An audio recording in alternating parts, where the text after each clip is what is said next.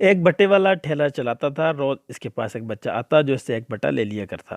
چاچا ایک بٹا تو دے دو، وہ دے دیا کرتا۔ ایک دن ایک لمبی سی گاڑی اس بٹے والے کے پاس آئی اور اسے 20 بٹوں کا آرڈر دے دیا، اور بہت خوشی اور اس نے اسے اچھے اچھے سے بٹے بنا کر دے دیے۔ اگلے دن پھر وہی گاڑی آئی اور اس کا روز کا معمول بن گیا، وہ روز 20 بٹے لے کر اپنے بچوں کے لیے چلا جاتا۔ اس کا کاروبار بھی اسی طرح سے اچھا ہونے لگا۔ ایک دن بٹے والا بڑا مصروف تھا، اسی گاڑی والے کے لیے بٹے تیار کرنے میں لگا ہوا تھا۔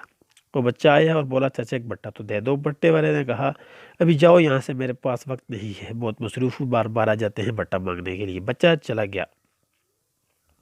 بٹے والا بٹے تیار کرنے کا انتظار کرتا رہا، وہ لمبی سی گاڑی اس دن نہ آئی۔ بٹے والے نے قدرت کے ماجرے کا نوٹس نہ لیا۔ کرتے کرتے ایک ہفتہ گزر گیا۔ اب تک بٹے والے کو سمجھ نہ آیا کہ قدرت کا ماجرا کیا ہے۔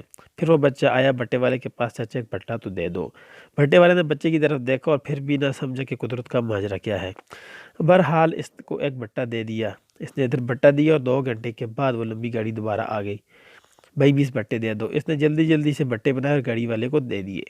گاڑی کے مالک سے پوچھا سرکار آپ ایک ہفتے سے کہاں تھے؟ تو مالک نے کہا کہ میرے دفتر سے گھر جانے کا راستہ ہے، یہاں سے راستے میں ایک پیٹرول پمپ سے روز پیٹرول ڈلواتا ہوں، ایک بار اس میں سے کچرا آ گیا تو میں نے وہاں سے راستہ بدل لیا، اب میں دوسرے راستے سے گھر جاتا ہوں اور اسی پمپ سے پیٹرول ڈلواتا ہوں، لیکن اس پمپ کے مالک نے مجھ سے رابطہ کیا اور کہا کہ میرے ملازمین کی غلطی ہے تو میں اب دوبارہ اس راستے پر آ گیا ہوں۔ بٹے والا گھر گیا، رات بھر سوچتا رہا، پھر اسے سمجھ آیا کہ جب اس نے بچے کو بٹا دینا بند کیا تو اللہ نے اس لمبی گاڑی والے کے پیٹرول میں بھی کچرا ڈال دیا۔ جب اس نے بچے کو بٹا دینا شروع کیا تو اللہ نے اس گاڑی والے کے معافی نامہ پمپ والے سے کروا دیا۔